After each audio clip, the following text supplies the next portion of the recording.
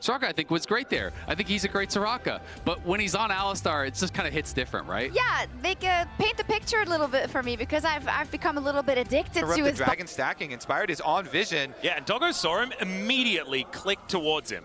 As Inspired is going to wrap his way around. Looks like CFO are going to get off this dragon as Teleport is going to bring Bwipo in. Junja actually just going to waste no time, flashes away, but Bwipo might be able to get on top of him. The ulti not going to work out because Bwipo ate the CC, and that is first blood over to Inspired here. FlyQuest on the board. As the turret plates fall, a 14-minute first blood is not exactly the earliest, but the fact that they get a second Drake is huge. They could teleport Quad to go answer the top wave as well. If they don't want to drop the top wave, send the Taliyah over there. As the flash out, Curtain Call comes on in as, Master's just going to be able to pick that one up because Bwipo is not scared of turrets. And in FlyQuest's favor and those two dragons, man, like everything is coming up FlyQuest here in this game so far as Quad might be the first sign of it not quite working out. As despite the flash, Honku still able to pick him up. The redemption comes down as well, as we do see picture-in-picture that it should still be this Rift Herald going down. So they will be able to collect that one, and that is also going to be some feats of strength almost gotten towards as well, as Busio could be in trouble. Level 7 here, so he does have the unbreakable will, but he is still taking a lot of damage. These Sand Soldiers, man, they are really hurting. Not quite enough to get the kill onto the cow through the ulti. Really good early flash from Honku. Preemptively flashes to gain the... Two turrets immediately? Yeah, they take that one down. Topside's going to go to Honku as well. But really good early flash from him to create the play. And Quad still flashing and dying is really going to put a bump here in the... This is a short story, though. Yeah, that's like a little picture book. Yeah, this is the first. This is like baby's first book. You know, like it's not quite the fiendish codexes. Okay, Driver could be in a little bit of trouble here as Quad throws a whole bunch of rocks into his back. The seismic shove connects, and I think Quad wanted to let us know that the book's pretty good. Actually, it's not too bad. Yeah, and he rides that one all the way to the pick. CFO though with 4 people. They're also going to answer with the last remaining outer turret that FlyQuest had standing. Yeah. And Doggo is, of course, Valkyrieing forward into Busio as the slow comes through. Masu is in so much trouble. He has to get out of there. Does have the Curtain Call to follow up if there is going to be anything more, but takes the cannon and will now be able to head back home. CFO, though, they are just tearing things off the map over and over again. And now, with the outer ring dead, the map is so dark. FlyQuest can have a real tough time at making their way over here to contest this dragon. I think that one is gone. That is an oyster dragon. What does an oyster dragon look like? Oh, like a mountain drake. Oh, sorry, yeah, the oyster dragon. That's all right. Doggo and Masu back here in this lane. I think Masu knows now that if the Corki goes anywhere near him, it could be problematic, but he hasn't bought in quite some time. As okay, Driver back in lane, maybe back in trouble again as Bwipo. We're going to try and take him down. There's the all out. See whether Driver can actually survive this one. Deadly Flourish will be avoided. There's the Curtain Call as Driver desperately trying to get out of here, but I don't think he's going to be able to do so. The last bullet doesn't connect, but Bwipo does have a Q. Manages to take that one down. Meanwhile, on the other side of the map, because there were 2 that showed top, CFO have decided that it's time for Otacon, and then they decide it is too dangerous. Not a decision they often make, to be perfectly honest, as Rift Herald is going to be thrown into the mid lane. Shelly a little bit confused about where she is. We'll be able to wander towards... Okay, never mind. She is just going to be herded on back. the map. CFO, though, they're starting back up the Otacon. Is this just gone? I mean, Honku does need to be there if they want to have the DPS, but things are very, very dark on this map right now. Busio is going to rotate his way down. CFO have all the information they need. This is just gone. And you were talking about the great experience crisis of the early game of this series. That might be mitigated as Doggo does get himself over the right side of the wall. Driver desperately wanted to do the same thing, but there's a little bit of brush, and FlyQuest realized that I think their only real option here is to try and push down mid. You can tell FlyQuest were so confused there. They had no idea where CFO were because Bwipo just teleported to his own secondary tower when he was split pushing on top side and had finished up that top tower. FlyQuest had no idea. They were completely bamboozled by that play from CFO, and then they saw them and they the feats of strength did go over to FlyQuest. They at least managed to lock that one in.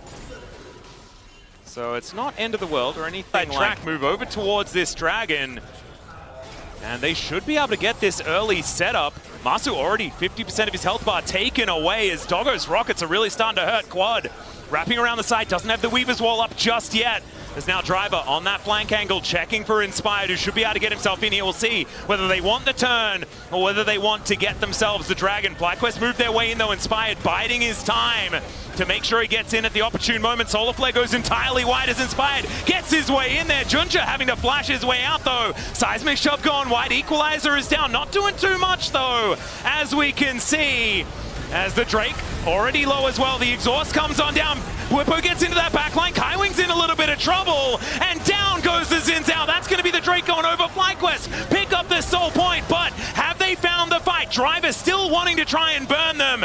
As Honkyu gets on in there. There is Whippo looking for the angle. Emperor's Divide, though, will be his shutdown. And it's Doggo that picks up the kill. Look at these health bars. Doggo desperately wanting another Valkyrie, but he will not be able to get in there. And FlyQuest gets soul point. And they get relatively out of there. Yeah, Oh my god, Honkyu is doing so much damage to this objective. FlyQuest's going to have to make a decision. Teleport is going to come through from Whippo as they get a nice knock up onto Kaiwing. He's thrown back with a shove. Equalizer goes down though, and Quad is just dead.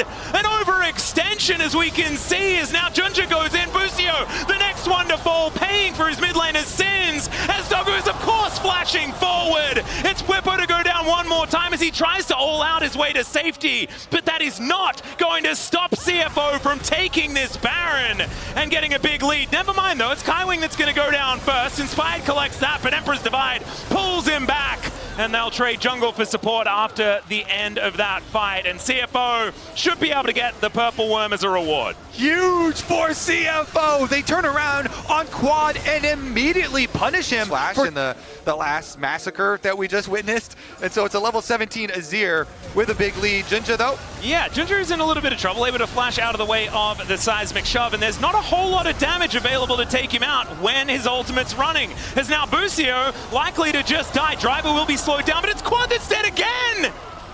Oh, it's a disaster for FlyQuest. It's into the backline, goes Inspired, but I just don't know whether that was a great idea, as Doggo is going to be able to take him down while he's trying to ult him into the sky. And CFO, this could be them just marching up the mid lane and taking out the first inhibitor of the game. Yeah, I think they might destroy quite a bit of the FlyQuest base here with the Baron buff still on for a long time here. They get to continue pushing an inhibitor down. You also see Junja pushing in on the bottom side wave, but he's going to run right past it and look for the end. Well, we'll see whether they can do it right here, right now. There are 2 siege minions making it so difficult. The curtains have been called. I don't know whether they're for CFO. They will be able to stay alive. So FlyQuest, they do survive the push here, but CFO have broken open the base. They take an inhibitor turret. I would say 6K is a pretty good Rebel Baron power play. We were talking about keeping your eye on that one. Yeah, that's good. Just find a spot to stand as Vi so you can kill the guy that does the damage. This is what... This is the Pyoshik play. This is solo queue. You go and get an enemy camp. Well, this is going to be an enemy team that CFO are looking for. Busio does have the Unbreakable Will, and he's going to need one if they want to stay alive in this game. And, oh, not just a camp, that's a crab! I mean, Alice, people call it different things. To me, when I do that, it's a bit of rage. Yeah. I'm rage clearing enemy camps at that point. Oh, rage clearing is the rage counter jungle clear. Yeah, that's what I do. I think just rage clearing. I'm going to use that. I'm definitely going to use that. As Doggo Valks over the wall, will be able to keep himself alive. But now the wraparound has happened. It's not only a rage clear, it might also be Driver going down, but he does spot him here. Inspired, not quite with the surprise play that he wanted, but it's the all-out to bring them underneath the turret. Junja is going to be the first one to go down, as Doggo is, of course, over the wall. Honkyu goes golden, as the Solar Flare is going to interrupt that curtain call. As, my God, how did Doggo do that much damage? That was disgusting, but still, he is now dead. I think Fly is still alive. Atlas, right, that you want to create some more chaos, and so they're going to continue to do it. Yeah, Driver could be in a whole lot of trouble. The wall comes down. I don't think this Rumble is going to survive, and he doesn't think so either, as he ults the wave to make sure that he can at least get something. But these little picks, all of these dents in the tempo, are getting Fly back into the game. Exactly, that's what you have to do. Continue to try and make picks across the map. Go through the fog of war. Do we have to well, let's see about the teleport out. I say just keep on fighting. Well, that's exactly what they're going to do, as Junja, once again, potentially in trouble. Does now have Honkyu and Kaiwing in the area. As the knockback from Buppo, there is another kidnap, like you said before, but it's going to be flashed this time. Blast Cone makes things problematic. Oh, the rocks go down. Honkyu, so much trouble, but still the damage is there because Doggo shows up. Massive massive amounts to come on through, but it's already 2 for FlyQuest. Doggo trying to survive against Whippo. He flashes over the wall and picks up a double, but Fly still able to win the fight, and it should be the Baron. Baron is alive. It is. Okay, Doggo's still alive, though. You have to respect Doggo. Driver is turning up as well, but I mean, Doggo's health bar is not exactly high. As Masu gets himself in there, it's looking like they're not going to go for this Baron. Good job. They're not taking the bait here very quickly. They know it takes FlyQuest way too long to do the Baron, so they're not running into it. Yeah, Weaver's Wall goes down. I mean, they left a control ward there, but the Equalizer is still going to do so much work as the Baron, they're still on it. The spikes are really hurting. Inspired, still lower and lower, and Doggo wanting that wraparound. Driver gets in there with the flamethrower, and there's Doggo! It is going to be the Baron secured by FlyQuest, but can they keep anyone else alive? The Emperor's Divide comes in, it's a double in the end for Doggo, and so there are a few Barons left up here for FlyQuest, but there's no people. Yeah, there's only an Alistar and a Cassante to defend the base. CFO are going to come, and they're going to try and finish. All right, let's see whether they can make that one happen as Honku shifts some sands to get himself towards Whippo, whose health bar is extraordinarily large. Driver looking for the flanking Busio, and Junju's going to catch him because he's walking up mid lane to get back to his team. He's holding the wave. It's the Marin strategy yet again, but I just don't know whether it's really going to work. As CFO, they're going to move back. They're going to get themselves their own soul point, but it did save the game, Kobe. It did say, never mind. Maybe it's just, oh my, this game, it's just ridiculous. It certainly bought them some time, It bought them some time. They might have been coming back to do the Dragon anyway. However, it did look a little bit, I got flashbacks, you know, to that Maokai standing stalwart to stop the end of the game. Yeah, it does buy them some time. With every dumb joke that I make. Biggest difference, though, of course, extra full item on both CFO carries. So they have so much power here, but FlyQuest... Whippo going in, there's the wall as well. Quad, though, keeping himself relatively safe this time as Honku goes golden. Seismic shove is going to be avoided with the flash, but Whippo picks him up, but he's not going to be able to withstand the Emperor's Divide. Into the backline goes Inspired. Busio's there. They need to kill Honku, and down he goes. Quad's getting flashed on, though, by drivers looking to burn down Masu. Doggo's still alive as well, and the rest of CFO have dealt with the other onslaught on the other side of the fight. Down goes Inspired as Junja, with full health, is going to be able to make his way out. Now they're pinging on the mid lane, but I think it is known to CFO, and they're not going to let him get away with it. Yeah, Doggo will be able to spot them out here. There is and an open door on the base. They should be able to finish this game, but I've said that before. This time it feels over the longest game at Worlds, which we did just have yesterday. Great job all around, everybody. 51. The games are getting longer, as we're seeing, as these inhibitors may not have much longer, but we'll see. This bottom one's certainly going to go down as Whippo looking like he's defending this. Wind becomes lightning, comes through. Man, that health bar on the Cassante is so massive. But these inhibs are still going to go down. The flank angle there from Inspired. He still wants to look for it as they're under Nexus turrets now. Driver wanted to see what's going on. I believe spotted him just there. The first Nexus turret going to be lying on the floor. They need to pull the trigger if they want to stop CFO from taking this. But you can see they're playing so carefully as CFO not wanting to take any undue risks. As Seismic Shove will be Sonya's. And there's the Emperor's Divide as well. Honku keeps himself alive. They're still desperately trying to get on top of him, but it does not work. The young player is able to say no to FlyQuest and will now be able to take down the Nexus. It took a little longer than we may have expected. As Doggo's Draven, okay. Oh no, if I'm Busio right here, I'm like, oh, Nami, Lush, this is such a powerful lane. They're going to be great. And then you see just riding the tempo of their victory in the last game. They're going to try and spill their advantage over to top lane and go for a dive possibility here. Honku helping with the invade. Junja at least going to steal away Gromp. Just get guaranteed value there. Yeah, Pillar goes down. Inspired trying to dance his way out of here. Going to pick up some terrain, but reset on the Gromp. This might be a little bit over-enthusiastic here by Junja. Yeah, I mean, for Smite fights, Rock Q for Kiana is very good. Dear. Here's the dive, 2v2, the flash forward from Doggo, but I don't think it's going to be enough. Masu, he flashes away. There's a stand aside, and there's also a kill in the mid lane. What the heck is going on? It's another one as Res gets the feats of warfare, and CFO just won everywhere on the map. Yeah, it's a 1,500 gold lead lead for CFO. Once again, the Nico can always just turn into a cannon minion and tank tower shots. But should be able to guarantee these grubs, and that will be exactly what happens. So they're going to sacrifice bottom side turret plate money to the wreck side then, and Junja wants to come in and use his smite. Well, they're looking for an angle. Supreme Display of Talent does come down as Junja keeping himself alive there with the ulti. The rest of CFO move over, and that is going to be all 3 of the grubs in the hands of FlyQuest. Nicely done, standing their ground, making sure that CFO don't get anything that they're not allowed to have. As you say, though, they could do a roam from mid. Honkyu has Realm Warp. If they Realm Warp over, that could be 4 people diving FlyQuest, and they're going to do it. Yep, the Realm Warp is going to come in. Junja looks to turn up. Honkyu, that's so much damage already. Why is this Ryze doing so much work? As Masu in so much trouble, the Pop Blossom is going to connect on Busio. Another cash in, and it's a double for Doggo. 5-1 the kill score, and with 3 of those kills on this Draven, it's looking real good here in game 2 for CFO. Very successful play. They're able to make it before Busio can soak level 6. Busio on the Nami, still no ultimate, so he didn't have that to create the extra time for the teleport from Quad to come in. Quad's teleport gets nothing. Inspired trying to finish off the Dragon in time, but yeah, it's a 2v2 here. Dragon and Rest against Inspired and Bwipo, and it's the flash out from Inspired to get him to safety. Rest just feeling like he can do anything that he wants. Quad might be able to deal with this, but Doggo gets another 2 axes. I mean, he's got a Bloodthirster already at 11 minutes into this game. So just going to wait.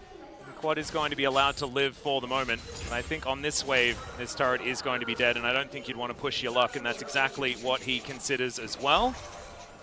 So that should be that first turret falling. The last plate picked up as well here by Doggo.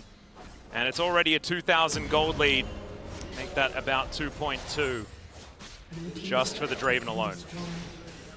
all right. They're just getting turret plates all over the map at the moment. I think it's a garage sale or something like that. All right, there's another one here, but maybe they can kill Bwipo at the same time. He gets knocked up. Junja turns up as well. And now Killer is going to be put down, and the ulti comes on through for Rest. Tries to get himself out of the way. Junja was tanking the turret. Bwipo is pretty tanky, so they're not going to be able to kill him. Great Bubble is going to catch the Rek'Sai as he tries to flee, and this time Busio has the wave and takes down the Rek'Sai. FlyQuest answering back. With no turret plates, this turret is under a lot more threat, and especially with a big old Draven there, they will be able to take that one down. Second turret here for CFO as they keep this snowball a-rolling. Bwipo in a little trouble. You can see Rest looking worse for wear as well. And the defense going to continue as Bwipo is just clearing out all of these holes that this Rek'Sai is digging. Yeah. Well, he's also digging the graves of FlyQuest, it feels like, with this massive lead. And I do love that Doggo is showing, the history here of this region, and it's being so proud of Flash Wolves. Wait a second. Yeah, the flash in from Inspired still gets the stun onto Honkyu, but the phase rush as he gets out of the way. Supreme Display of Talent is what he was looking for, but he fails to dodge it. And the shutdown money goes to Inspired. FlyQuest. As Rift Herald immediately going to get started up as well, trying to snowball the play into something else. Without Honkyu, it's going to be difficult for CFO to fight, but of course they are going to fight because they have a very large Draven and the will to do so. Should be this Rift Herald going down, and that is the eye collected by Inspired. So there we go. The pendulum swings one. Understanding the longevity of the comp isn't necessarily what they're thinking about, as that is going to be Junja able to even out these dragons. This is, you're in a turret. That is so much money. Over to CFO. It's a Cloud Soul this game as well. We love to see that. FlyQuest unable to defend. I'll just leave with but it was constant pressure from the opening of the game, and that has been true for CFO as we see them take another tower here. Again, pushing with all lanes. They are not relenting. Yeah, it's the power identification from this team that is pretty impressive. This, not so much, as a Supreme Display of Talent and just a cheeky Q from Inspired, and he will be able to just kill Honkyu. That was a choice. Another quick kill for FlyQuest. While CFO had, this 2-item Kiana. Inspired does a lot of burst damage. He has no more ultimate now. I've seen this movie before, the one that's happening in the top lane, so we are going, no, we are back here, and he's dead again. It's the same movie. It's on repeat. Profane Hydra, baby. 2-item power spike for Kiana.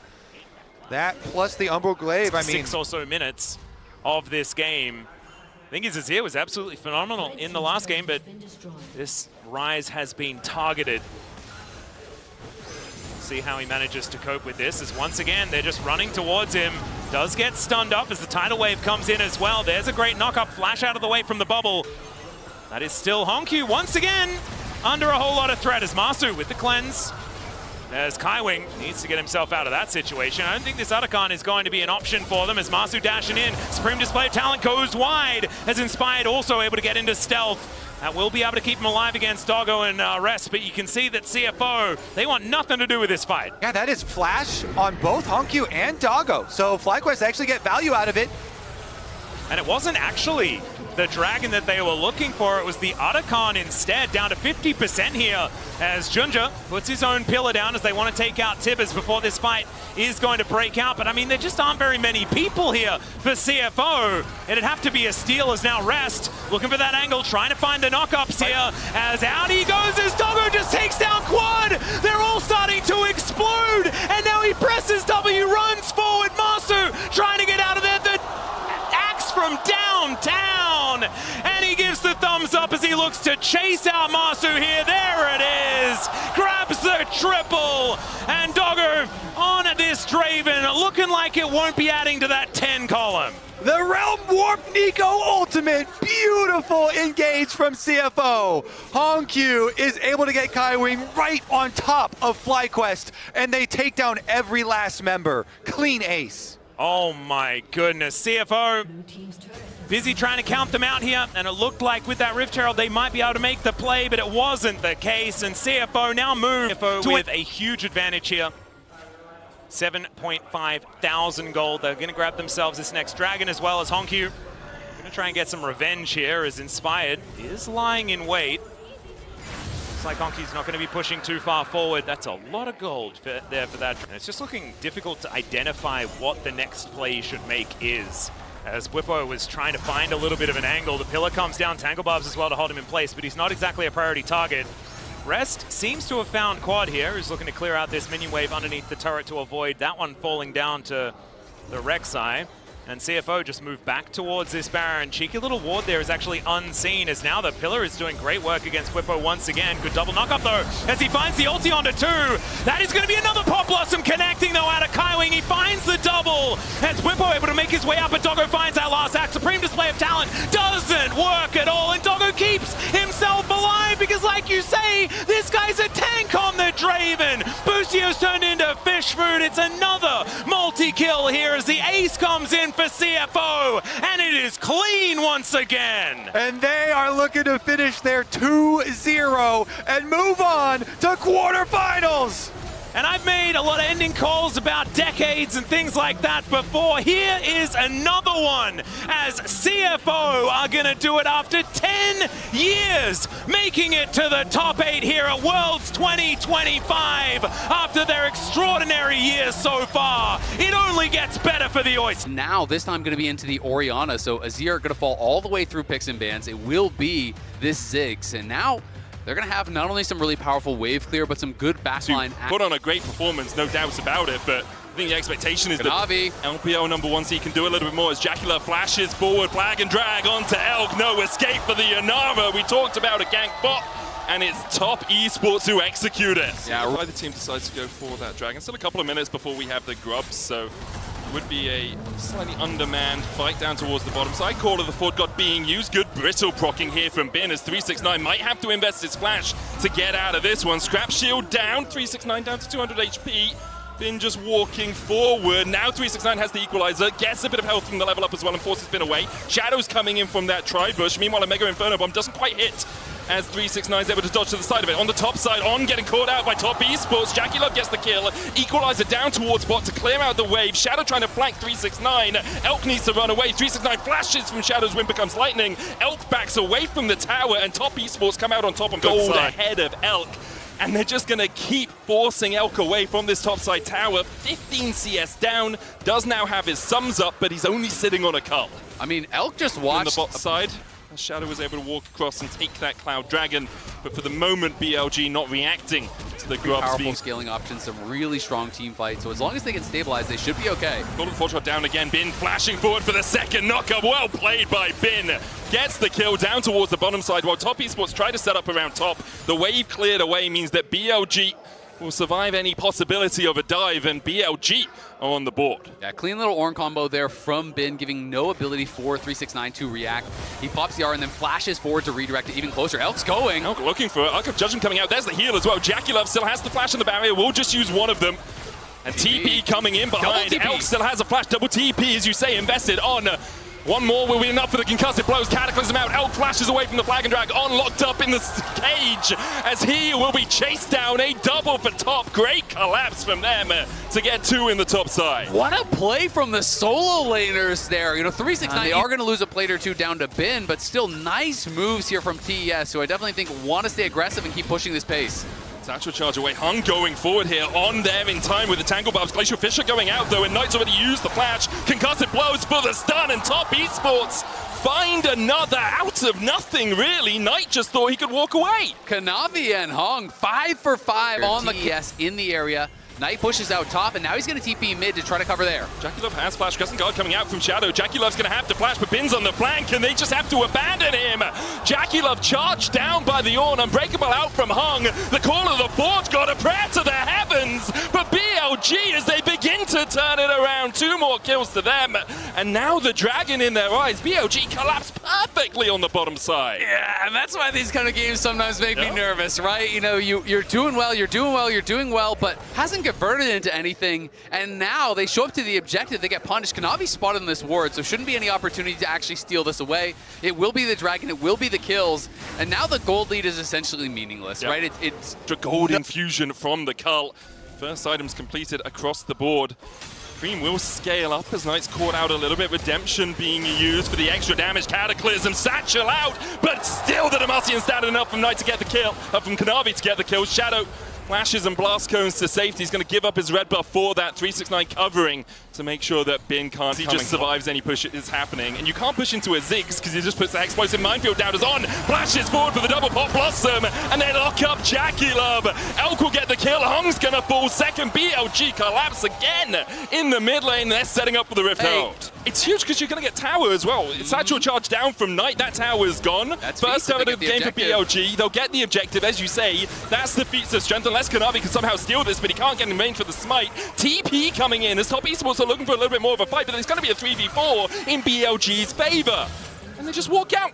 You used your teleport. Yeah, Cream can just walk down. but kind of just ignoring On there, a bit disrespectful in the positioning, and On makes him pay. He has the flash, even able to give that kill over. Kanavi, though, he's not giving up.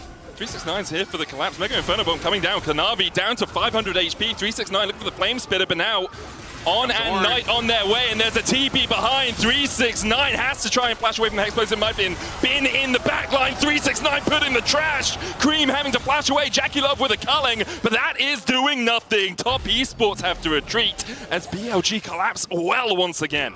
BLG just fully taking over here. The TPs have been so proactive in this game. You know, normally, ever since these TP changes, TPs are like back to farm, back to gold lead, but a slight gold lead on this Yunara, who had been focused very heavily. You know, Kanavi was down there early. They're utilizing 369 multiple times to get preferential lane setups for Jackie as well. And now you're just bleeding out towers.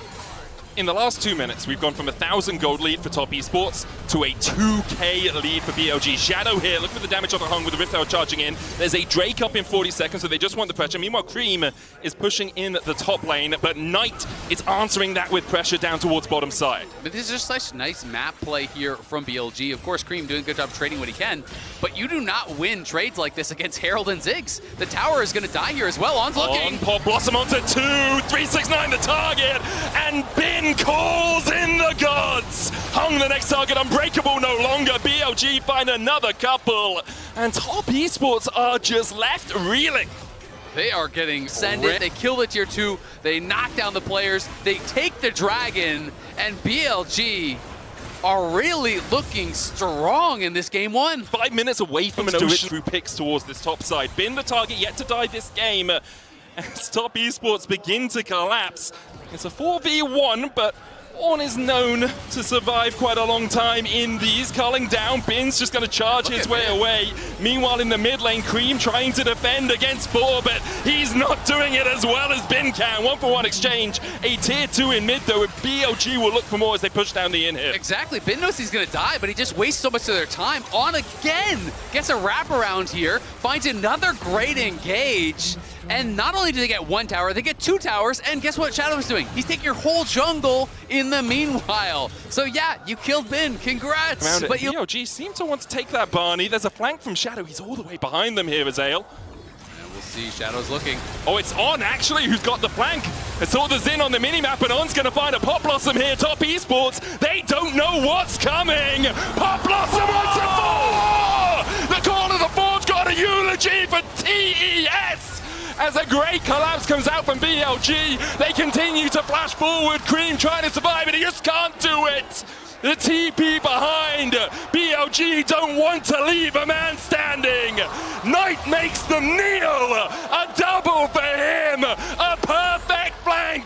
And that's what BLG are all about. He is not off. This man is on today, and he is on one on this Nico. How many plays have we seen started off by these beautiful Nico flanks? This one was perfection. Started by On and finished off by Knight. TP's down, the flanking Ziggs to finish off. In this day and age, the Drake begun by BLG. Top esports trying to collapse, but they don't really have the vision in here. Kanavi almost had another bouncing one. How does Kanavi get in there?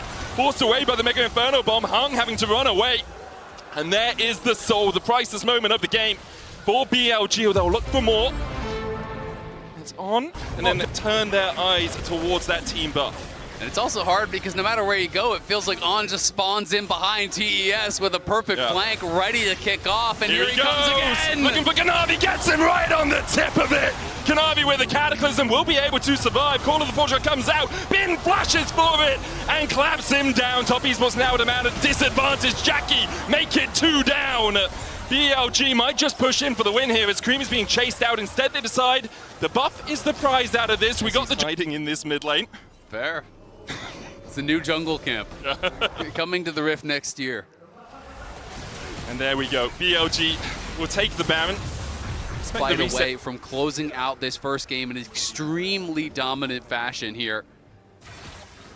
And in much more convincing fashion than we've seen them win so far at this tournament. The damage on Cream, man. Just has to walk away from it. That tower's already forfeit. Meanwhile, in the mid lane, Bin continues to push in, trying to sink these waves up. On will clear out the vision. Hung looking for that Winter's Bite.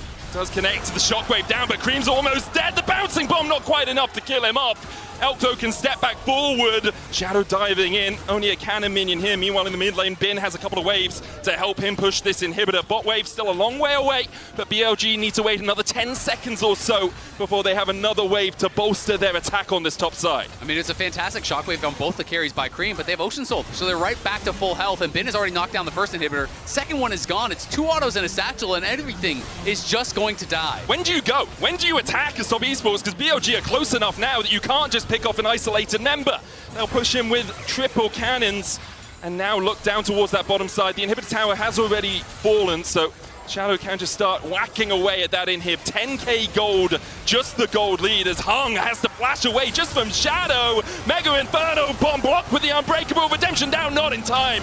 Even with the Fountain trying to help him out, Hung cannot survive. Cream flashes out, but it's knocked up with the Q3 from Shadow. And Equalizer down is not going to equalize this game at all. 369 gets a couple, but BLG get the base. What a performance here from BLG, despite the early game heroics from Kanavi and Hong. They got so many early game kills, it just didn't even matter. Position from TES to me becomes really about kind of zone control and poke. Yeah. It's about, pillaring out the carries. It's about poking them down with the Varus, using the soldiers to kind of create this line. But for the moment, with the push in the bot lane from Jackie Love and Hung, they will be able to secure this first Drake. Sometimes, you get fancy with things. Spheroid. So Apple is the positive fruit and Pear is the negative. Spheroid as Hung. Cease and desist onto Jackie Love. On jumps in, flashes forward for the double pulverize. Jackie Love stunned up with a trample. The Keeper's verdict finds them all guilty. But really, BLG will be happy with their prize of the kill on Jackie. How about that engage? Instead, they had to kind of find some of these aggressive moves, and they absolutely were able to. But it's also one they shouldn't really have been able to find, because Steadfast Presence exists. Unless we saw Hung use it earlier on in the lane as they were trying to push it up. As Bin's caught out, all out from 369. He just wins out the 1v1, no Dominus on Bin. On now caught out a little bit, but he's going to get the knockback onto Kanavi. Has to flash away as Bolt Breaker out. Will get the CC onto that Trundle. Knight trying to put the damage in from the side, and Emperor's Divide coming out again as Shadow tries to retreat. Takes Kanavi, jumps back in with a Bolt Breaker. Cream in the middle of them, and Knight still so healthy. The Blastco knocks back 3 of BLG. Knight flashes the wall, and Cream is churned to butter. BLG fine too. What a nice fight there from BLG, staying around at such low health. But on stay around to finish off anyone. They juggle the health bars there so well, just using the HP as a resource. Everyone just coming in and out. But this TES coming out of that replay with 2 dragons now. We have a bit of a swip swap from game 1 as Shadow looks for Cream. Season sits down. Knight looking for the damage with that 2-fold Hex. Weirding out, not enough. Shadow dies to the soldiers. Just not enough from Knight to get the kill, and Cream happily accepts one. Knight now needs to run away. TP out as he knows with the pillar down, there's no more CC that can interrupt that cast. Nicely done by Knight. Gets back towards that tower. You can't finish him off. Takes a couple tower shots himself and then just gets knocked down by Cream. And now Kanavi topside. Bin could be in trouble again. Bin might be caught out here as 369 looks within Tofos, gets the knockback after the pillar. All out, pulls Bin back. Dominus popped, but Bin will be the one going pop as Top Esports find another 3-3 now. And Cream steps forward, knowing there's no jungler on this side of the map, knowing that Elkanon are up towards scaling, and is now going to be at soul point. And when you're playing a hard engaged comp here, you know, with this Vi, with this Aurora, and you're looking at Mountain Soul, that's one of the worst, if not brutally murdered. Look, man. Runeterra is ruthless. Yeah, of course it is. Cream, though. Good engage here from Shadow, but with the Emperor's Divide, he'll lock him up. Knight pops at the Between Worlds and then puts it down because he doesn't want to bounce back in as Top Esports begin to collapse onto On Pulverize. Not caught out with that Pathmaker. On has to flash away. Top Esports collapse incredibly quickly. 6 seconds on the Artican. Yeah, they do collapse really quickly, but they want to try to get more because look at the other waves here. Bin is pushing bot for free, and we can see Sivir shoving up mid for free as well. So they kind of need to get more than just that flash, it feels like right now. We are expecting that bot lane tower to go down for sure. Elk won't be able to get this, though. On with the headbutt back to Shadow here to try and protect his Alistar, and Tofo's not going to hit with that Q3. Elk gets the mid lane tower as he trades onto Jackalope, but the spell shield doesn't block the piercing arrow. Barrier coming out from Elk. Meanwhile, Cream engaging onto Knight, who uses the weirding to try and dodge away. The dive in by 369 isn't going to be enough as On's caught down towards the bottom side. Elk able to walk away in mid. Meanwhile, Bin continues to push a tier 2 perhaps for Top Esports towards this top lane, but with a TP coming in, Knight's looking for the re-engage. Weirding onto Cream, gets the slow, gets the damage. Shadow goes between the uprights, can't hit 369 or Kanavi. Elk on the flank, spell shields, but now he's isolated. Has to flash the wall, but with an exhaust, he's clubbed around the head by Kanavi. Top Esports find the kill. BLG get a couple of towers out of it, but Top will look towards the Artican alongside. On here, BLG know they have to contest. They're falling behind. Top Esports will be low. Armor Magic is shredded by this Artican. 369 trying to block, weirding out, knock up onto him with the headbutt. Shadow trying to come in from the bottom side, but it looks like BLG will just give up the ghost. Artican secured by Kanavi and Top Esports. They haven't given that's a big playmaking ability. He could potentially get in onto Elk. They're first here to set up. On, Steadfast Presence popped there by Hung. Pillar down as well. Ong using the Unbreakable World Chain of Corruption. Gonna land onto Elk as well and will lock him up on down. Elk unable to step up and help out his cow. Meanwhile, Bin's looking for the flank here as BLG. They've got 2 prongs of the Trident, but Top Esports have all 5 players left alive. Shadow forced away. The Drake begun by Top Esports. Knight trying to get in there, but can't find an avenue to approach through the brick wall that is 369. Bin going forward for Jackula. Ruthless Predator flashed away. Cease and desist onto that backline as well, but the collapse from Top Esports is massive. Between Worlds goes Knight, and Top Esports still managing to survive through it. They turn it around. Kanavi and 369 just diving in. Bin will get 1 in response, but only 2 left alive for BLG. Means Soul is the prize for Top Esports. It's a good problem is TES, I think, are strong enough now with this super tanky Xante. You can just threaten the dive. He can just take it up forever. And that's exactly what they do. Elk has to flash away. Meanwhile, there's a TP behind them. Between World Season Assist all onto Jackie Love. The follower coming out from On. And BLG are looking for the fight. Kanavi still very healthy. Hung almost going down. He's going to have to flash away. Shadow gets killed off. It's a 1-for-1 exchange. Jungler for AD carry. Bin just going to run back up towards that top side. They might try and catch Kanavi as he walks across. Bin, Ruthless Predator can't get the stun. Goes in. Unable to find it, chomped out by Kanavi. TP coming back here as 369 is going to join Top Esports on the push. Surprised that Elk was able to survive that. The tower helping out a lot. But the fact that Shadow's down and the fact that Azir is still up means this Baron is up and available. If you can't dive them, force them to come to you, and that's exactly what TES are doing.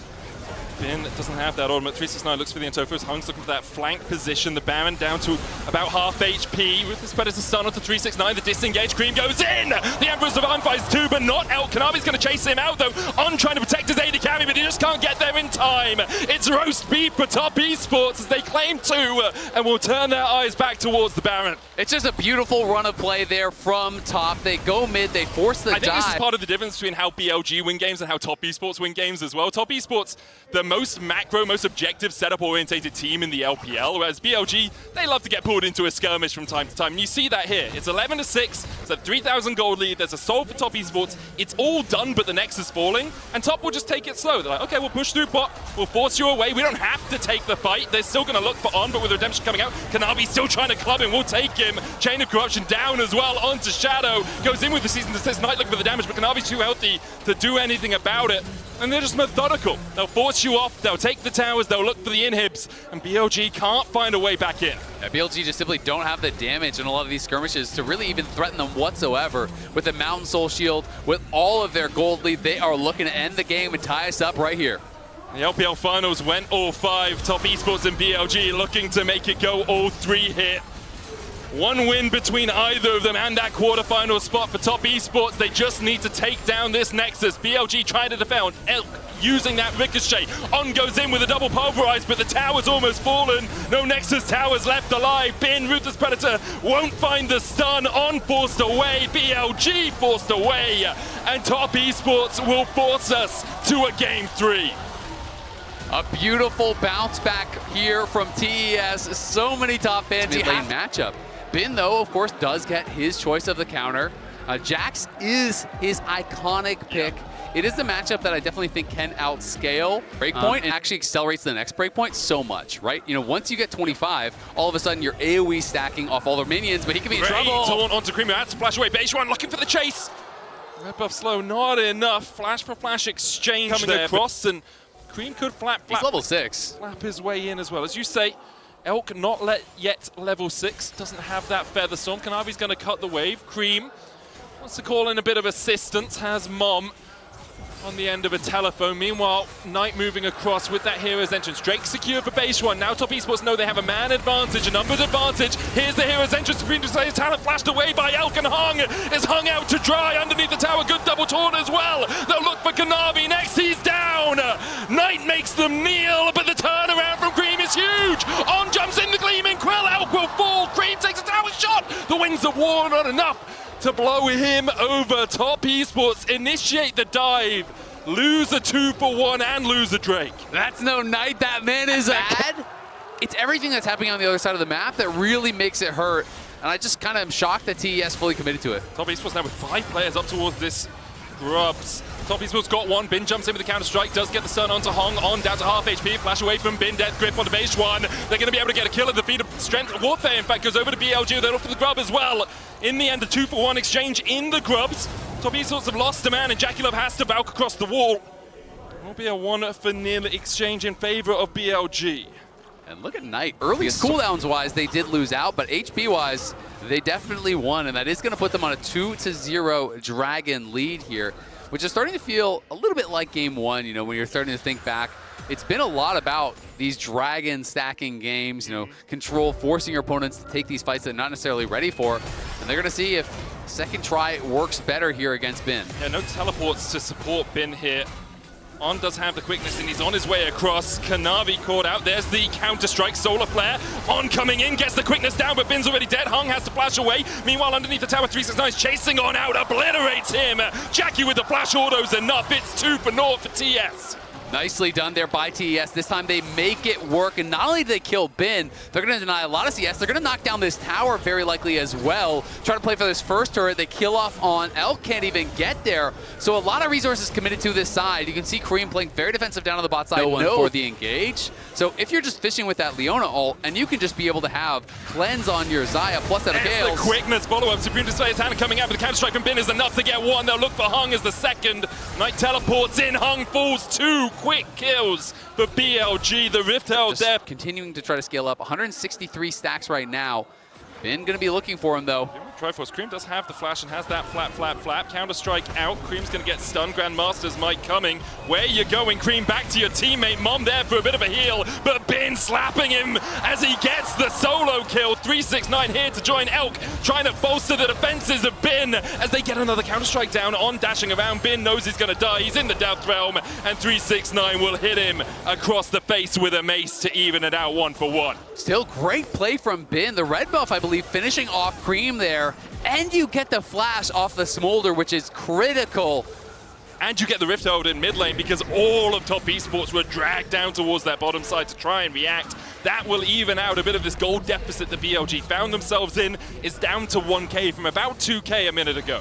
Yep, really good moves here. Now you're just going to use the Escape Herald to try to drive it down towards bot, but it will be finished off there by Kanavi. But you can see Elk already pushed. Exit with the battle dance. I mean, they got all 5 down here, so TES needs to get something because Bin is going to be the inevitable problem. There's no TP, so no one can answer Bin. Oh, On gets the flank onto Cream here. Elk looking for the damage. Death Grip not going to connect. Solar Flare down, lands the stun onto On, but Rakan not really the target that you want. He still has the quickness. Meanwhile, top esports continue to push in for the tier 1 on the bot side. Redemption being used. Supreme Titan does catch onto Elk, but he cleanses and Featherstorms away. The charm from On under the tower means absolute destruction for BLG. They find 2. They land a taunt on 369 as well. The tower still stands, but 369 tanks it up.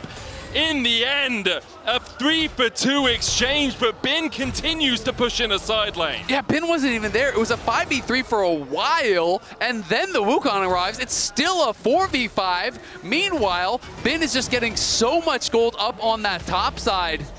TES kind of painted themselves into a corner. They all moved down towards bot to try to prevent Elk from taking that tower, and then they realized, all right, we've got 5 members here. We've got no TPs. We need to force, but there's no objective, so it had to be a dive. And it's BLG, again, first towards this dragon. 369 is in the area. We'll see if they can contest. You really don't want to give up Soul Point here. Yeah, you got to try and fight it, but Bin comes in with a counter-strike. Now 369 isolated. Kanavi's going to try and jump across this wall, puts down the control wall for a little bit of vision, but On goes in with the grand entrance, looking for that knock-up, hits the Gleaming Quill.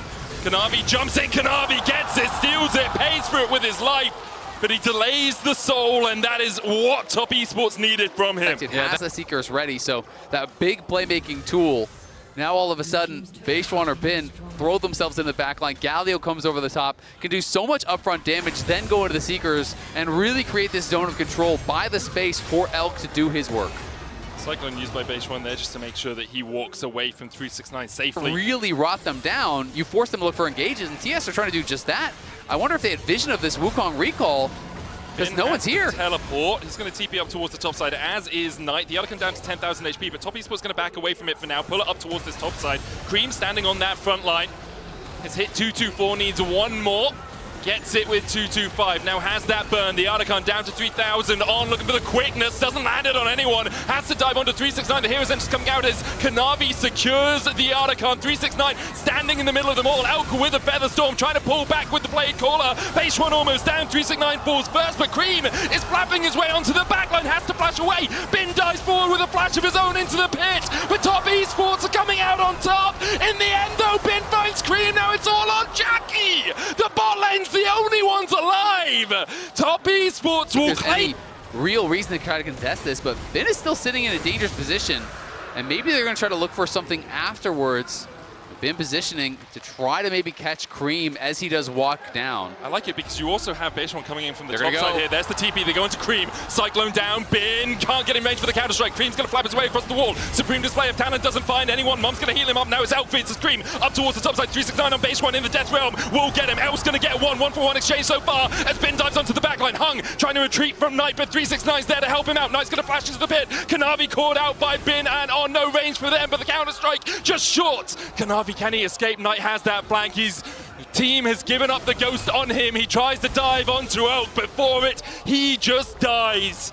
2 for 1. You don't just have the Wukong engage into a hero's entrance, which is what you want, and you have to give credit for Top Esports for not allowing that. They're surrounding him. Looking for it now. On's going to get caught up towards the top side, dashes away, has that Gleaming Quill, TP in, as well as Bin goes in for the counter strike. He lands it onto Kanavi. Supreme Decided Talent's going to get him stunned. The Cyclone from Base 1. Jackie Love's already killed off on. And Top Esports just immediately turn it around. Base 1 trying to swing around with a Cyclone, but it's a Tempest for BLG. Now 2 for 2. Elk on the back foot. Knight gets caught in the Justice Punch. Elk flashes, finds the root, finds the Feather Storm. Jackie answers. Jackie flashes in.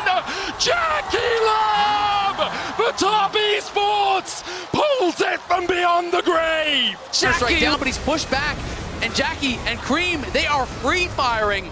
And from here, it looks like it is absolutely cooked for BLG until Elk finds an incredible fight, knocking down multiple members. And then here, Jackie Love and Kanavi have it. I'm not sure if 369, yes he did, came up in time to take it too. Now with the Red Bull Baron, have all of these tools, but Top Esports' ability to split, ability to scatter when that engage comes out, has been sublime so far. And I have to give so much credit to Kanavi, 369, and Hong, who are making that job so hard. They're saying, yeah, you want to engage? I am walking into you. I am hitting you as you are trying to get close to my carries. You cannot just walk up for free and flash on them. You will take damage. You will get punished.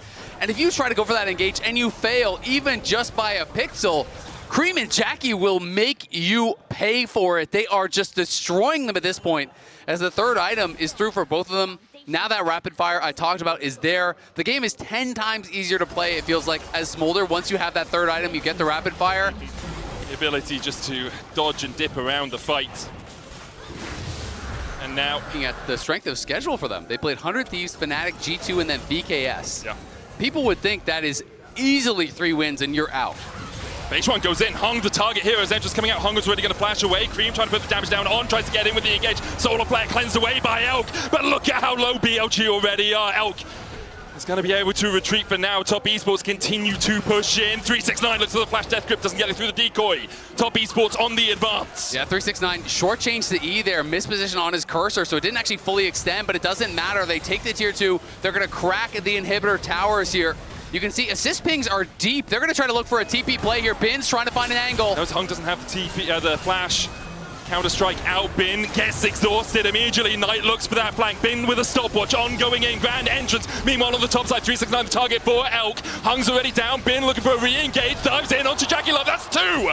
Bin's doing it, Knight flashes away, but Kanavi dives in. On with a battle dance, the counter-strike from Bin will get 1! 369 down, it's a triple for Bin! He's looking for more! Make it 4 for BLG! Somehow they hold on! BLG hold the line against the a comp with this many threats, but look at BLG threatening a potential flank. If TS move up here, they might just go. The strike, they dive in immediately. Hero's Entrance coming out as well. Kanavi able to flash away with the supreme display of talent. 369 on that front line, catches out Base 1. He's putting the Cyclone. Jackie Love trying to Gatling gun through Base 1, and he'll find him. Bin jumps back in on there with the quickness. He gets 2 with the grand entrance. Hung trying to escape. The dive in from Bin again as he chases them down. Counter-strike out, only finds the Leona stunned up, and he's going to dive further forward. McHale's, Sonya's, can Bin jump out? He dives back in somehow. The counter-strike enough to keep him alive through the orders, and the Gatling gun Knight's going to retreat. Top Esports now on the front foot, a man down though. What a close. Never be able to escape. For Top Esports, like, you can see what the comp is meant to do.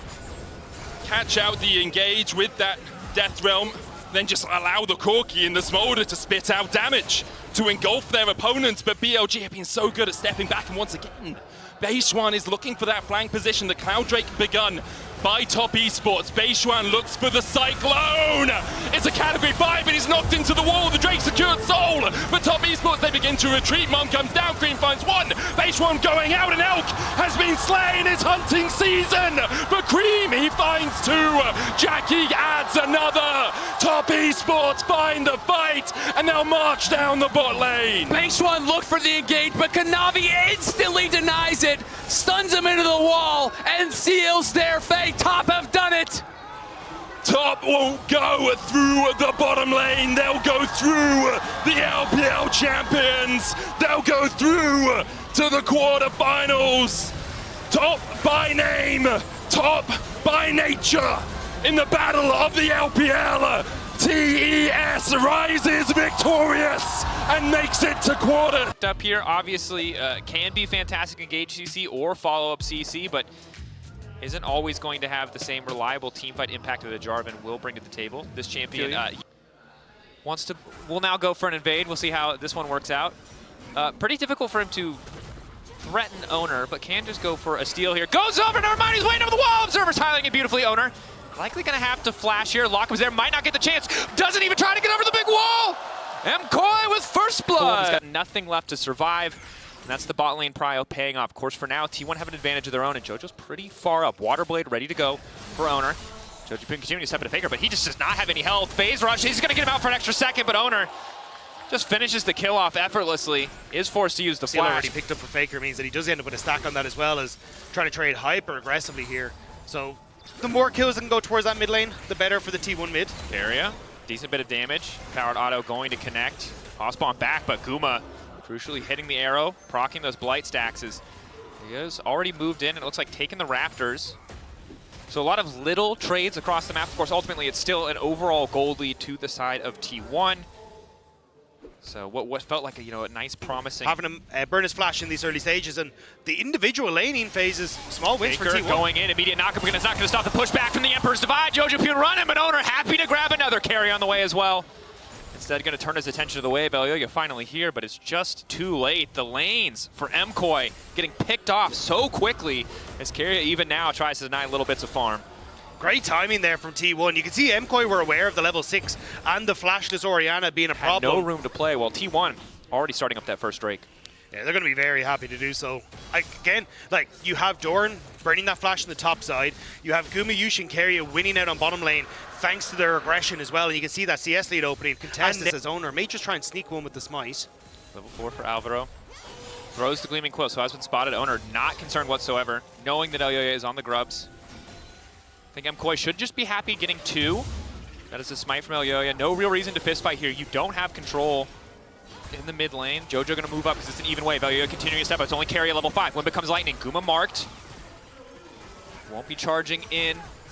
Owner just wants to take this one. He has smite. Should be no way they can stop him, but Owner doesn't want to risk going down for it. So 3 grubs. Well played from MKOI. One champion alongside a lethality bars who can burst through that Xin if he's not able to get that ultimate down and really deny a lot of that effective sustain. Is TP coming in on the bottom side. Mirwen locking up Gumayushi, immediately taking him into the death realm, but he just quickly walks back, uses the power of the ultimate, and the 1v1, the Q flash forward. Gumayushi may have overstayed as well. He's about to get taken out. Mirwen knows he has that one in the bag. Keria now running out to safety.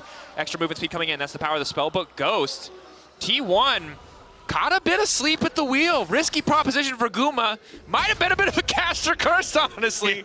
Hyped him up just for him to get 1v1'd. But he's not used to running TP, so not exactly in the best of spots. Keria. Now sprinting out. Flashing as well. Finally going to use the Unbreakable. This man is determined to live. Has a taxied off of Elyoya, but no one else is coming. They're going to use the Shockwave as well. Keria will eventually fall. Surely Keria will... Okay, Keria has fallen. All is okay. Sorry, the EU fan came out in me for a second there. I got it. And in Azir, you would have loved to be the person getting this second Drake when you've already gotten the first, to start stacking those Drakes to guarantee a fight where MKOI at some point are going to have to fight into you. Instead, unfortunately, a bit of a flub from the bot lane of T1. Mirwen looking to rinse and repeat here. Pullback does connect onto Guma. Do they want to keep the dive going? They don't even need to go that deep. Just obliterates him. Keria going to get taken out. Well, they know he has no unbreakable will. MKOI grab another 2 in the mid lane. Out of nowhere, MKOI starting to pick up a few of these kills. MKOI can really contest. There's a big wave that JoJo wants to get in top lane. It's a risky bet. Top wave and mid wave essentially even. Mirwen going to push in on the bottom side, though. Try to deny some CS, try to get some plates. So MKOI recognize they're down a man. They don't want to commit the TP. Immediate exhaust on the Keria. 2-man knockup with the Pulverize. Good damage down. Forced to use the Unbreakable Will, but he's so low. Supa pushes for a bit more, and it's the big one to get it done. Redemption coming in the mid lane. It's going to heal up the minion as well. Keep the push onto this tower going, and Elyoya wants Guma. MKOI are bloodthirsty and fearless in the mid lane. Faker trying to respond with a push in the meantime, but it's MKOI with a massive lead. These mid lane collapses are working for MKOI. They're getting the kills, they're getting some waves, but again, they're dropping one wave on top on that tower to Faker in the top side of the map. But overall, like, mid tower for top tower, get the kills. They drop a wave in mid for T1 as well. MKOI are going to be happy with this.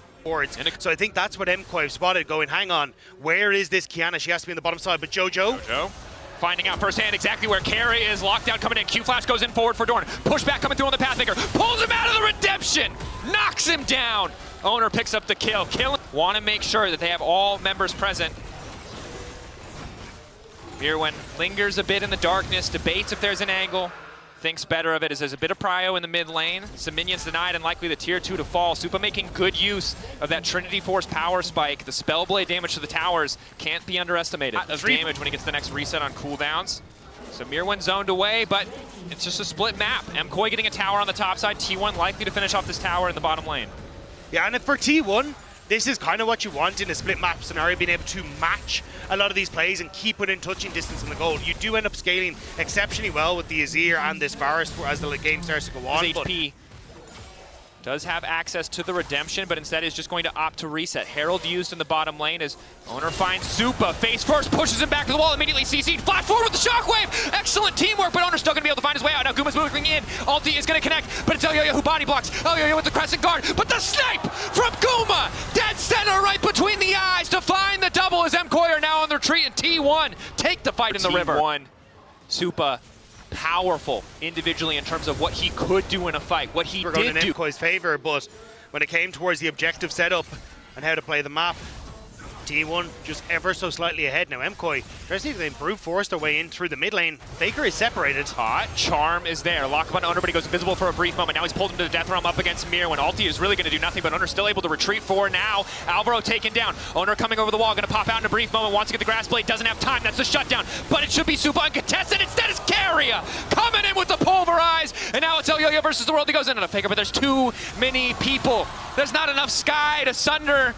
There's nothing left to guard. Jojo wants to make the difference, but Guma grabs it. 3-man Shockwave. He just doesn't have the damage yet. He doesn't have the items. Jojo keeps him low, but Doran wants to keep going. Q3 ready to pop. Pull through on the all-out. Looking for the Pathmaker to confirm. Tries to predict Jojo, and it just doesn't work. Doran looks like he's about to fall. Nice sidestep on Guma's Q, but Doran just barely able to walk away. It's the Canadian mid laner trying his best, but it's Faker who's better and snipes him out. I don't even know if that was necessary.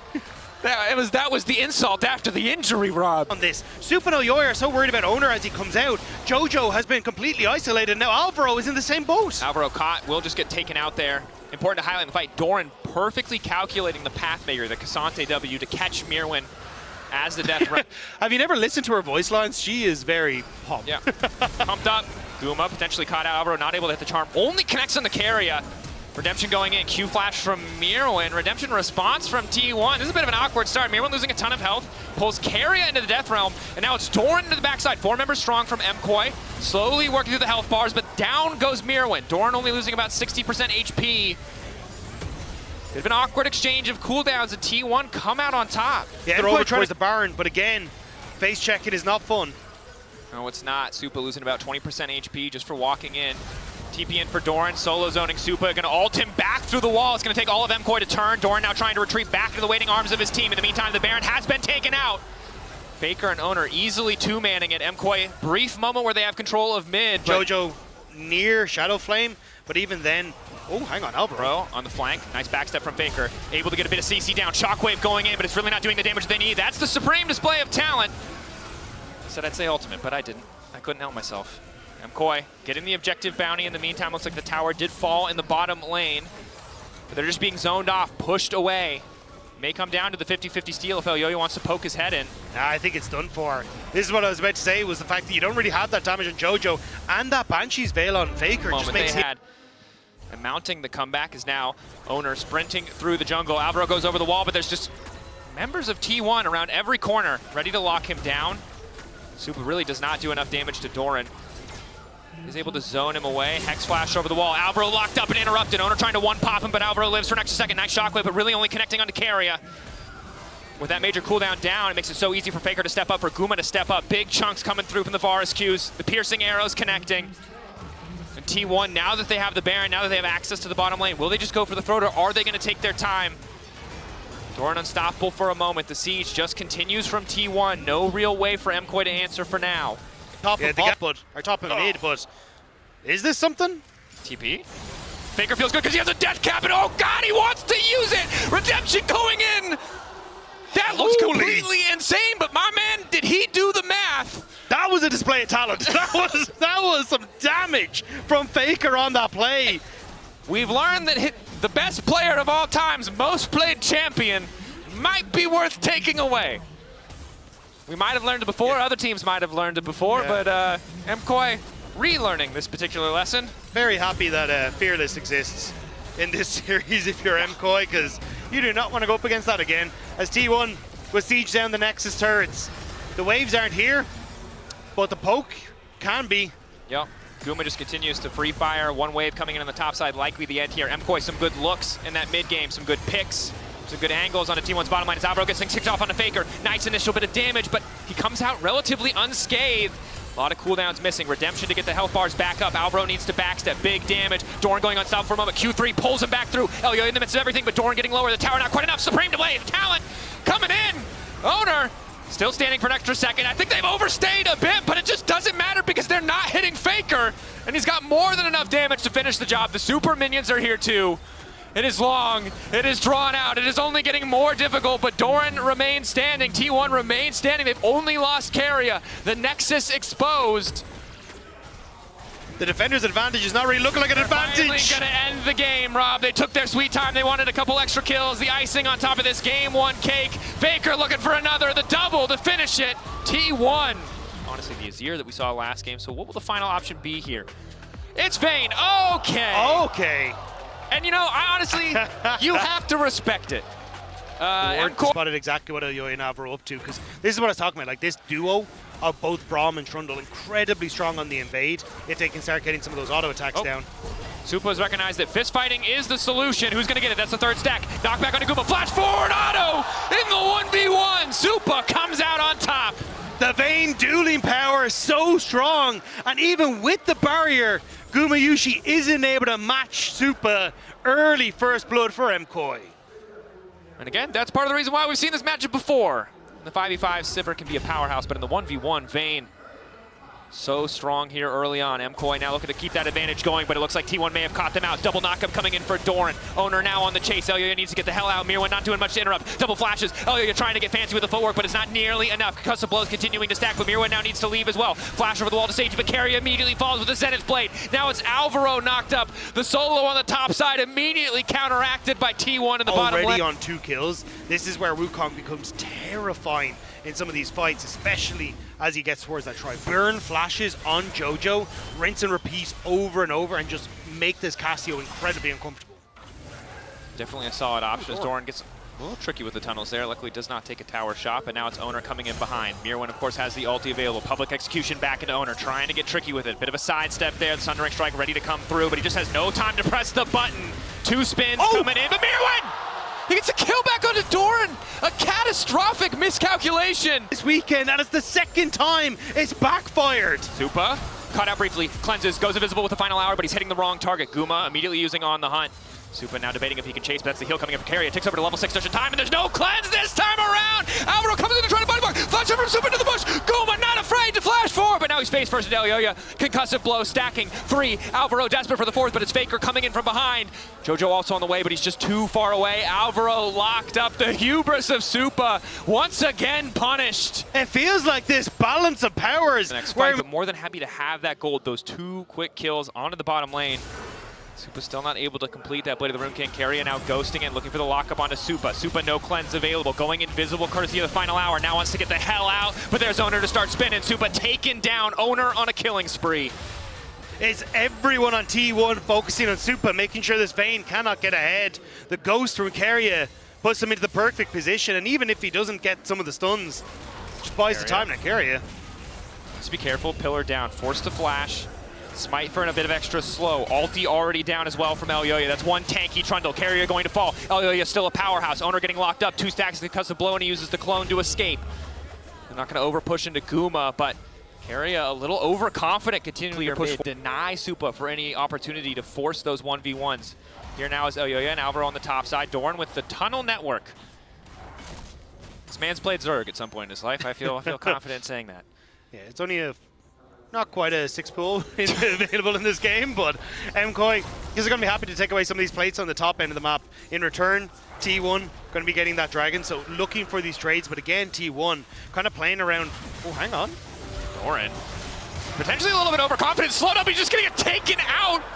I think thought that he could get a bit more. The rest of the team is on the way. Faker is here. Keria is here. The Rek'Sai license. Yeah, I mean, you can make it top 8, but did you get the Rek'Sai license? I'm not so convinced. Faker doing a good job of trading here. Nice sidestep on the Noxious Blast. JoJo needs to get out. Hasn't hit the Noxious Blast, so doesn't really have the movement speed. Conqueror procs. Faker happy with just the flash. Oh, Yo-Yo moving in. The pillar's going to be big here. Nice initial lock up on Asuba as he tries to step back. Alvaro doesn't have the Unbreakable quite yet, and they're starting the retreat. Owner getting good chip damage down to Elyo. The flash still keeping Elyo alive. Keep your eyes on that Realm Warp. Hand delivered, but he's already been stunned. Owner locks it for a moment, wants to turn on to Elyo. Tries to finish off Suba, but down he goes. Doran arriving just in the nick of time. It's the double knockup. Guma goes over the wall, and he's looking to clean up house. Mirwan's still standing, but he doesn't have the ultimate because of the play earlier. T1 firing back. That ultimate is so close to getting off good, and I think Mirwan wants to fish for Faker, but it's a bait as Doran finds him in the bush. They're going to continue to push forward. 4 seconds on the public execution. Guma, does he have access to the spell shield? JoJo and Mirwan hesitate. T1 have started to get aware of the ruse, and now they're just losing minions top, they're losing minions bot, and the TP from T1 to contest. Full 5v5, Hex Flash over the wall from Keria. Solar Flare available, the Cyclone as well. Alvaro with the blinking health bar is going to be forced to retreat, does have access to the Redemption, so it'll just be the Herald conceded. Are they going to spot him? Not quite. T1 happy to have the objective, and MKOI slowly losing advantage across the map. Rift Herald put down immediately. The cavalry from MKOI is here, but T1 are here en masse, and this tower will fall with little MKOI can do. Mirwan's starting to kick a fight off, though. Ulti forced out from Owner. That's the Redemption coming forward. He's going to mount up back into the Herald, looking for the triple knockup, starting to drive through the entire team. Alvaro on the back line. Owner's just hitting everybody. MKOI pulling back. They'll keep their members standing. A lot of cooldowns traded, but no one going to drop. Faker contesting JoJo a bit, but it looks like JoJo just immediately forces the TP from JoJo. This cast, we will be praising Faker. This is what we've decided. He doesn't probably need any more, but just in case you forgot.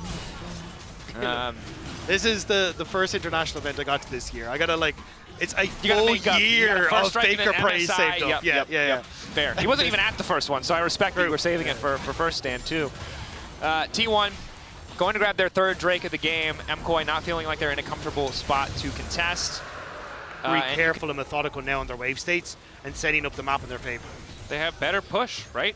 And they have the advantage in terms of overall gold, and you can see JoJo there as much as means he's just starting to drift further behind, and Gwinsu's Rage Blade is a big item spike, but we don't get there. Exhaust onto Elya, locked up, all the CC leverage. Alvaro looking for the disengage as Doran's off to the side, has been caught by the Condemned. Guma flashing backwards, already used the spell shield. It's Mirwan in the midst of the entire team. Fall with the Petrifying Gaze. Supa's still untouched for now. Slowly they're chipping through the health bars, and Doran's about to fall. That's the Silver Bolts proccing, blinking health bars across all of MKOI as they start to retreat.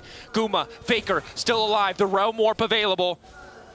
T1, do they want to chase? Public execution of Mirwan, he's going! We're gonna go back on Guma. Guma with a perfect spell shield, looking for the follow-up as well. Still standing for a moment, but Elya goes right in, looking to chop a bite out of Guma. Supa gets the kill, but Faker untouched for now. Again, MKOI playing on the edge. Owner about to be hand-delivered. Elya looking for the angle with the pillar. Extra movement speed for JoJo, he's not gonna be able to escape. They turn back onto Owner. MKOI still standing. Faker goes for the kill on his mid laner, but leaves his jungle. Presumably know this is happening as they set up around the Drake, just don't want to give up. Buy themselves a few more minutes. You talked about it before, 3 items, 2 items. Maybe they feel like they just need a bit more time, and this does give them time. See so little of the map. Honestly, T1 might as well be playing with map hacks. Look at this, they have bits, they have pieces. The only reason they even have a remote idea of where T1 are is because they know this dragon, this soul is spawning in 14 seconds. Already Faker taking control of mid. MKOI have a bot wave that they would kind of like to push in. The price of admission for them even to group here is going to be a wave of minions.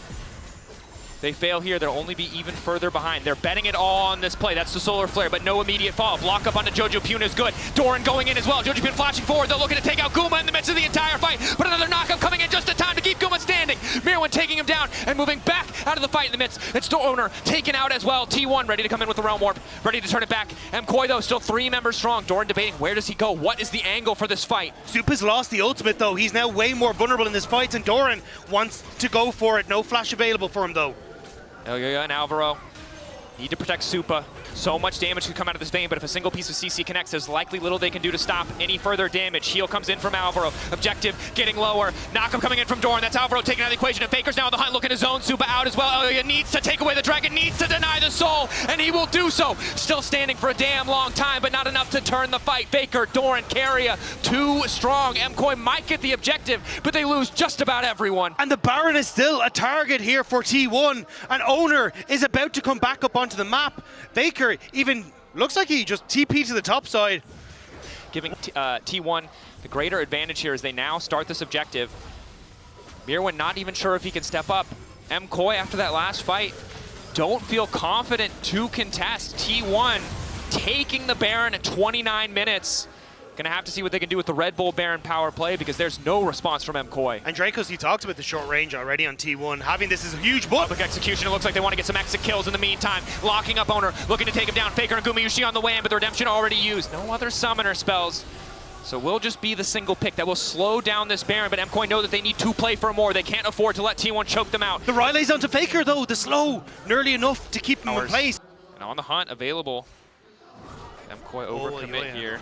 Elio walk face first into Guma. Lockup is there. Ulti connects from Alvaro. Nice petrifying gates, kick things off, and down they go. MKOI with one more fast play. One more pick, but this time they want the full fight. It's Doran splitting off. In the meantime, MKOI immediately turned back. That's to get them right back into the wall. Lockup for the concussive blows, but the tunnel's keeping Doran standing. All of T1 immediately retreat. They want nothing to do with this. Doran will be sacrificed. T1 punished. Flashless Gumayushi was... Doran off on the side, isolated as well, taunting, threatening, trying to distract the members of MKOI. Flash forward from Jojo, completely whiffs. Owner immediately turns right back. Alvaro tries to find the disengage. Lockup onto Guma does not come through. Mirwin cannot find the angle. Supa still standing for now. Knock back into the wall is good, but Owner wants to take down the vein. He doesn't quite have the damage. Supa still standing, but the rest of MKOI are starting to fall. He splits back into Mirwin. Tumble back into the back line. Knock up from Doran. One more ferocious bite, but the Condemn says not today. Supa standing, but here comes Faker.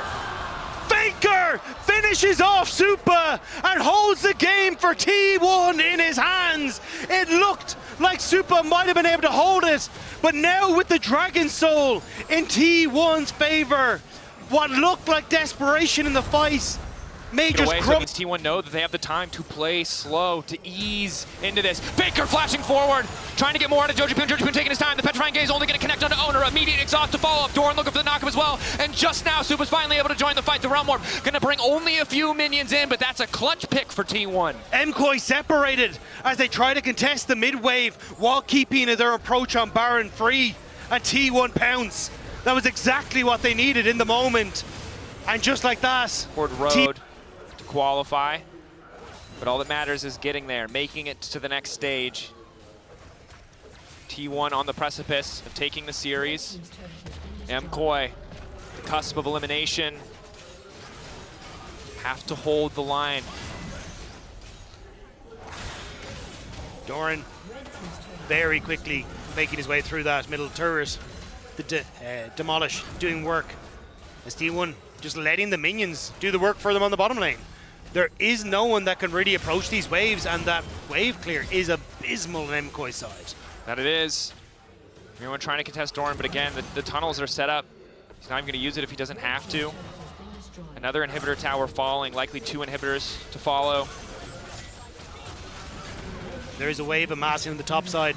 MKOI Worlds starting to sneak away from them as T1 continue to put a stranglehold on this game.